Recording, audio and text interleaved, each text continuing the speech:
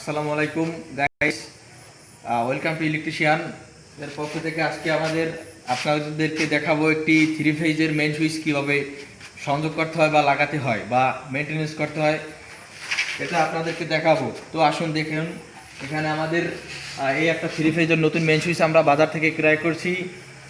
ভাইয়া, এটা কত টাকা দিয়ে কিনছেন? 8,500। এটা 8,500 টাকা নিচে মেইন সুইচটার দাম।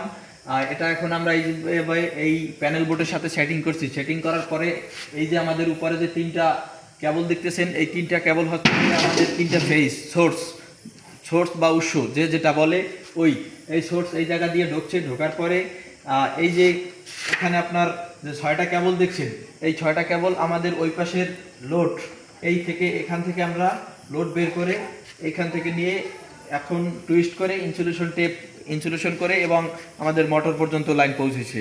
ধন্যবাদ। নিজে ভালো থাকবেন, সুস্থ থাকবেন। কারেন্ট